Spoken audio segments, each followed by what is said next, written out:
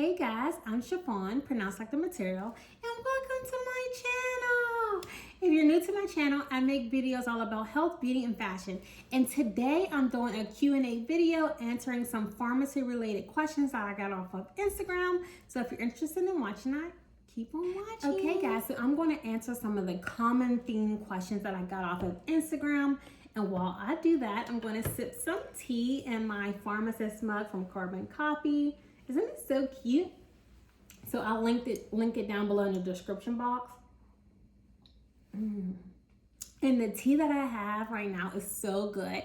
It's from Teahouse, and I'm drinking their Aura Signature Blend, and it's a loose leaf tea, and it is so good. So the brand has multiple different flavors, like flavors that I've never even heard of before, putting together in the tea. So I highly recommend checking them out.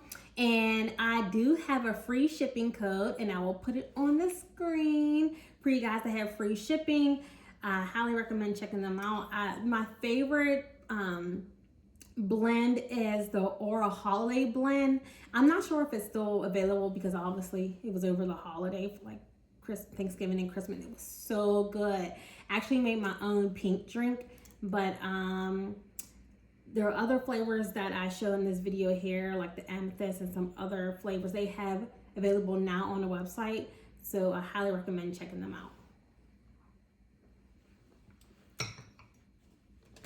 All right, so let's go ahead and get started with the question. So my first question, and I got my iPad, y'all know I need my iPad to remember something. So my first question, my question is it a conflict of interest if I work at a retail pharmacy, current, and also work at a hospital-based community pharmacy as well? So it depends on my answer. So typically there's no conflict unless you sign what is called a non-compete agreement. So this question was asked by a pharmacy intern, which is basically a pharmacy student. If you guys aren't familiar with a pharmacy intern, it's basically a pharmacy student who has almost completed their first year or going into the second year, and then they apply for their pharmacy intern license, and they can do more stuff in the pharmacy besides your typical pharmacy technician duties. So typically you may not have to sign a non-compete agreement as a pharmacy intern, and there's even pharmacist positions where you do not sign a non-compete agreement. But if you do, you obviously won't be able to hold another job at another institution or another organization that they consider their competitor.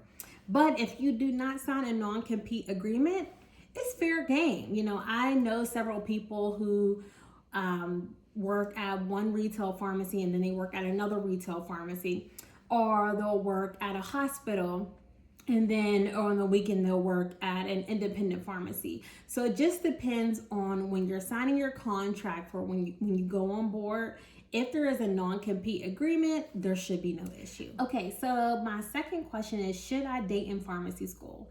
And my short answer is yes, if you have the time. So when you're in pharmacy school, it's a doctoral program. You're going to study. You probably have 1 or 2 exams a week. You're out on your clinicals or your rotations. You're doing research. You're doing all these different things, working. You're doing all these different things. But if you feel as though you have the time to spend time with someone else and can go out on a date and have fun, or invest in someone, hopefully that it turns into something long term, if that's something you're interested in, then yeah, go ahead and do it as long as you have the time. But if you start doing that and you feel as though you are slipping in your studies, or you're not achieving the grades that you wish you would or you want, then maybe you want to consider, okay, so am I spending too much time doing something? Like, what in your life you could adjust or change to help achieve the grades that you want. And if you feel as though you need to cut back on the dating because that's the culprit of why you're not achieving the grades that you want, then cut back on on a dating. But if you feel as though you're dating, you're having fun, you're happy, and you're doing well, whatever well means to you in pharmacy school, then yeah, go ahead and okay. And next question I had, am I too old to start pharmacy school? And I get this question a lot, and someone specifically said I'm in my 30s. And what I say is it's never too late to start a new job, start a new passion or anything, because pharmacy school is 4 years. And if you're in your 30s, like say if you're 35, you'll be done with pharmacy school at 39. That is still young. And you have a lot of more years to be able to work and gain more money. So I highly recommend, like, if you, oh, sorry guys, it's an emergency. I highly recommend, if you're interested in pursuing pharmacy school or any type of extra schooling and the only thing holding you back is your age, I highly recommend pursuing it because those years will fly by so fast. Okay, so the next question I got is, in some way, shape, or form, is it okay to look sexy at work? And I would say it depends on what sexy means to you. By definition, sexy means that you're sexually attractive. And is that what you want people at work to look, to be attracted to you sexually? And for me, no, I wouldn't want them to be attracted to me sexually. But what I want to feel at work is beautiful and confident. So it just depends on what sexy means to you. So for me, I say yes, it is okay to look beautiful and confident. I actually did a video titled "What Black Girls Should Not Do in Healthcare." And one thing that I did say is to stop wearing clothes that is not your size.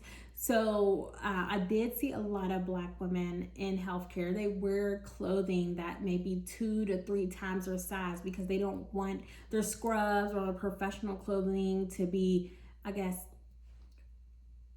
accentuate their bodies. And for me, when I was wearing those clothes 2 to 3 times bigger than my size, I didn't like the way I felt, and I decided to wear clothes that were my size. And of course, they were more form-fitting, but not tight. And I felt more beautiful. I felt confident, and I actually performed better at work because I look forward to looking nice and being at work. And that's something I did for myself. So I would say I do recommend, wearing things that make you feel beautiful and confident, but I do not recommend wearing items that make you feel sexually attractive because it's a workplace and you want to still be professional.